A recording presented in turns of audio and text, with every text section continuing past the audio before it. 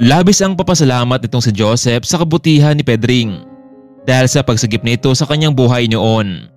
Isa kasing batang ulila na itong si Joseph, kaya naman pag-alagala na lamang ito sa lansangan. Isang araw noon, habang nagtitinda ng mga basahan itong si Tatay Pedring, naawa siya sa batang lalaki. "Utoy, wala ka bang mga magulang? Bakit nandito ka sa bangketa? Baka magsakit ka niyan." "Wala na kasi akong mga magulang. Naghiwalay na po sila at ngayon wala din silang pakialam sa akin. Kaya heto, nagsusumikap akong makahingi ng kaunting tulong para may makain ako sa araw-araw." "Sigurado ka ba, Utoy, na wala ka ng mga magulang?" "Opo, sigurado po ako." "Ikaw ganun, gusto mo bang sumama ka sa akin? Pero malit lamang yung barong-barong ko. Ayos lang ba sa'yo?" "Opo, tatay. Sasama po ako sa inyo. Tutulungan kitang magbenta ng mga basahan nyo." "Ano bang pangalan mo, Tutoy?" "Ako nga pala si Joseph." "Ako naman si Pedring. Tawagin mo na akong Tatay Pedring." "Naku po, hindi nyo lang alam kung gaano kasaya nito. Tatay Pedring, wala ba ho kayong asawa o anak?" "Nako Joseph, wala akong asawa at anak, pero meron akong nobya noon. Ngunit iniwan niya ako para sa kanyang karir.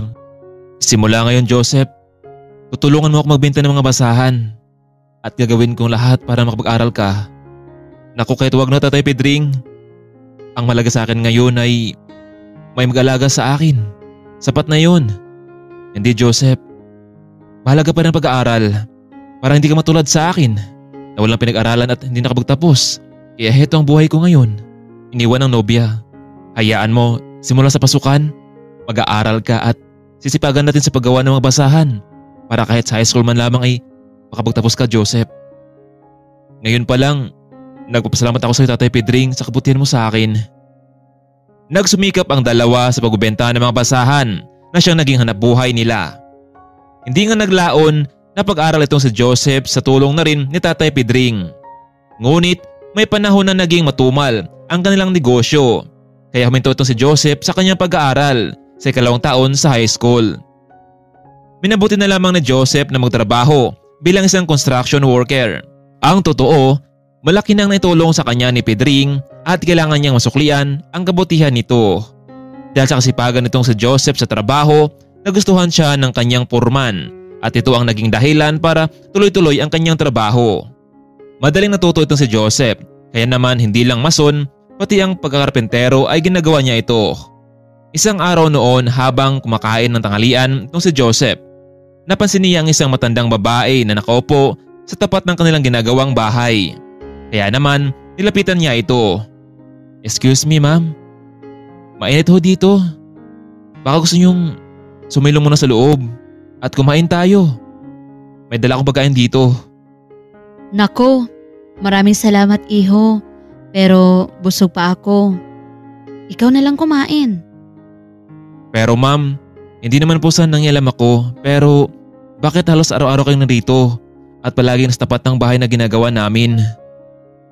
"Oo iho, alam mo ba noon, ang lugar na ito ay isang palaruan noon. Dito nagpupuntahan ang mga pamilya para magbanding. Ganun din ang magkasintahan. Kaya hindi ko makakalimutan ang lugar na ito iho. Kaya lang ilang taon nang nakalipas, ganito ang inabutan ko na bahay na palang nakatayo dito." "Naku ma'am, maraming salamat sa pagbahagi ng karanasan niyo sa lugar na ito. Papasok na po ako sa trabaho kasi malapit na ang oras." "Sige iho, at uuwi na rin ako mamaya." Ilang oras ang nakalipas, biglang napadalaw sa kanila ang kontraktor at minamadali na ang pagtapos ng bahay na ito. "Sir, magandang tanghali po." Bati nito sa kontraktor, ngunit wala naman naging tugon nito. "Foreman Efren, hanggang ngayon ba hindi pa rin tapos ang bahay na ito? Minamadali na ito ng may-ari at dapat ay matapos na ito bukas." Pero sir, paano po namin ito matatapos kung kulang naman ng mga materyales na budget para dito? Hindi ba binigyan ko na kayo ng budget para sa bahay na ito?" Pero sir, hindi po ganong matibay ang bahay na ito kapag sinunod namin ang budget na iyon." Niloloko po natin ang may-ari ng bahay na ito. Aba, at kinukontra mo na ako ngayon ha? Makinig ka Efren. Maswerte pa nga kayo dahil kayo ang kinuha ko ritong foreman. E di sana wala kayong trabaho ngayon, pati ang mga tauhan mo. Makinig ka. Bukas, pupunta dito si Miss Mondragon at kailangan nyo matapos sa araw na ito o kaya mag-overtime kayo. Malaki ang pera na sayang ko sa inyo. Bukas mismo, pagdating namin dito, kailangan ayos ng lahat Efren. Susubukan namin sir. Huwag mong subukan. Gawin nyo ito dahil sa oras na hindi nyo ito matatapos, kayong lahat ang harap kay Miss Mondragon. Sige na, alis na ako. Hindi tuloy mapakalitong si Efren sa sinabing iyon ng kontraktor sa kanya. Kaya naman, kinausap niya ang mga tauhan. Makinig kayong lahat. Gusto kong iparating sa inyo na kailangan natin mag-overtime para matapos natin ito. Wala namang nagawa ang mga trabahador, lalo na itong si Joseph, kundi tapusin na lamang ang bahay na iyon. Kahit pagod sila maghapon sa pagtrabaho ay pinilit na lamang nilang mag-overtime para hindi sila malagot sa boss at sa may-ari ng bahay. Pasensya na kayong lahat ha. Kailangan talaga nating gawin ito para na rin sa pamilya natin. Kung mawala tayo ng trabaho, paano sila? Maghihirap tayo hindi ba? Sige boss Efren, walang problema sa amin basta ikaw. Salamat sa inyong pag-unawa. Mabuti na lamang at masipag ang mga trabahante. Kahit pagod ang mga ito ay natapos din nila. Napagdesisyon nilang doon na lamang sila matutulog para kinabukasan ay makikita nila kung sino ang nagmamay-ari ng bahay na kanilang ginagawa. Kinabukasan nga ng tanghali noon dumating ang kontraktor para i-check kung natapos na ito. Foreman Efren, ito na bang natapos nyo? Mukhang hindi ako satisfied. Pero ayos na rin ito. At least natapos nyo rin. Pare, ang yabang talaga ng kontraktor natin ano? Hindi niya alam na dugo at pawis ang ginawa natin dito para lang matapos ang bahay? Efren, sino namang matanda yan ang nakatambay sa harapan ng bahay? Pwede bang palisin mo siya? Baka kapag nakita siya ni Miss Mondragon ay hindi niya itutuloy ang pagbili ng bahay na ito. Boss, pasensya na ho kayo pero kilala ko po ang matanda na iyan. Wala akong pakialam kung kilala niyo siya. Ang gusto ko bago dumating dito si Miss Mondragon ay walang ibang tao ang aligid-aligid dito. Sige na, ako na lang pupunta sa kanya. Naglakad ang boss patungo sa matanda. Excuse me, Nay. Ano bang ginagawa niyo dito sa lugar namin? Iho, dito sa lugar na ito, may maganda kasi akong alaala. Kaya ko ito binabalik-balikan. Lalo na yung bahay na yan. Ang maganda. Nay, pwede bang umalis na kayo dito dahil ang lahat nga na nakikita nyong maganda sa harapan nyo ngayon hanggang pangarap mo na lamang yan. Hindi mo deserve magkaroon ng ganyang kalaking bahay, hindi ba? Kaya mas mabuti pa ay umalis ka na hanggat hindi pa dumating yung bibili ng bahay na ito. Grabe ka naman, Iho. Ang sakit mo namang magsalita. Tinuring ka pa namang kontraktor sa bahay na ito. Pero ang sama pala ng ugali mo. Nay, masama na kung masama. Ang gusto ko, umalis ka na dito ngayon na. Muli nang bumalik ang boss nila patungo sa pwesto ni Joseph at Efren. Efren, paalisin niyo sa lugar na ito ang matandang yan. Sige na, tatawagan ko na si Miss Mondragon. Hello Miss Mondragon? Nasaan na po kayo? Ibabalita ko sana sa inyo na tapos na po ang bahay na pinapagawa namin. Biglang sumagot naman ang babae sa kabilang linya. Mabuti naman Mr. De La Piña at tapos na ito. Nakita ko na ang bahay. Maraming salamat dahil masisipag ang mga trabahante mo. Paano pong nangyari iyon? Samantalang hindi pa naman kayo nakarating dito. Mr. De La Piña, tumingin ka sa likuran mo. Ako yung kausap mo kanina. Alam mo Mr. De La Piña, hindi ko inaasahan na ganun palang ugali mo para mahusga sa kapwa. Oo, ako si Miss Mondragon at ako ang bibili ng bahay na yan. Hindi inaasahan ni De La Peña na ang matandang kausap niya kanina, siya pala ang nagmamay-ari ng bahay na iyon. Makinig ka, De La Piña. Alam ko ang mga korupsyon mo sa pagpagawa ng bahay ko. Pwede kitang isumbong sa superior mo at ito pa ang dahilan para matanggal ka sa posisyon mo. Samantalang, Laking gulat naman itong si Joseph sa kanyang narinig.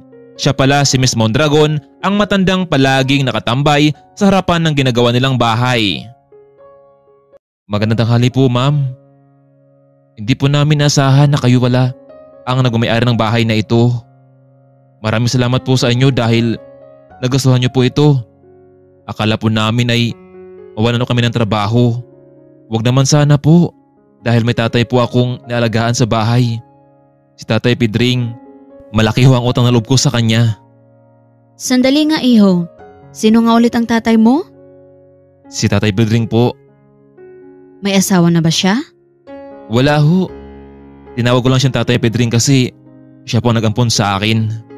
Ang sabi niya noon sa akin, mayroon siyang nobya pero bigla na lamang siyang iniwan at nagtungo ito sa ibang bansa. Ano bang pangalan ng kanyang nobya iho? Ang sabi po ni Tatay, Loida Mondragon daw po ang pangalan ng babaeng iyon. Sa katunayan nga, lagi niya itong napapanaginipan. Minsan umiyak ito pero wala akong magawa.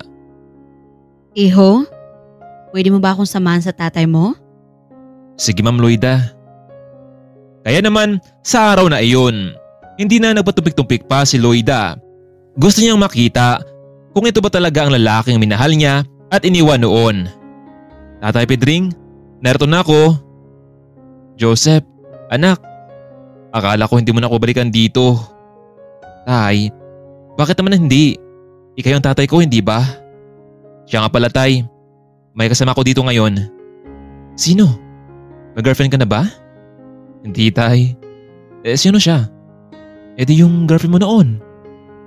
Narito siya, gusto kang makita. Ha? Si Loida ba? Oo tay.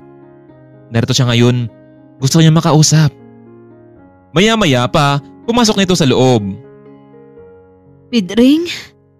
Ikaw na ba yan? Loida? Tama ba itong nakikita ko? Oo. Ako ito, Pedring. Narito ako para makita ka. Patawarin mo ako. Dahil bigla kitang iniwan noon. Dahil mas pinili ko ang career ko sa ibang bansa kaysa sa'yo. After a long years, nagsumikap ako doon at nakapag-ipon. Kaya heto, umuwi ako at nagbabaka sakaling makita kita. Alam kong matanda na tayo, Pedring. Pero may pag-asa pa naman, di ba? Na maging tayo muli? Loida, walang araw na hindi kita iniisip na halos mabalo na ako. Mabuti na lang narito si Joseph na katuwang sa buhay ko. Oo naman Loida. Umaasa pa naman ako na sana balang araw magkita tayong muli. Pedring, kung ganon, sa bahay na pinapatayo ko doon, sa lugar kung saan tayo palaging namamasyal, doon tayo titira. Sulitin natin ang mga araw na magkasama tayo habang may buhay pa tayo, Pedring. Hindi makapaniwala ang dalawang matanda na nagkita muli sila sa ikalawang pagkakataon. Samantalang pinagpatuloy naman ni Joseph ang kanyang pag-aaral sa high school at kolehiyo sa kursong civil engineering sa tulong na rin ni Loida. Walang makapaghiwalay sa dalawang matandang pinagtagpong muli ng tadhana hanggat nabubuhay pa ang mga ito. Mga kaibigan, hanggang dito na lamang po. Sana ay nagustuhan nyo ang kwento nating ito. Maraming salamat. Abangan ang susunod pa natin mga kwentong pag-ibig at inspirasyon. Maraming salamat at paalam.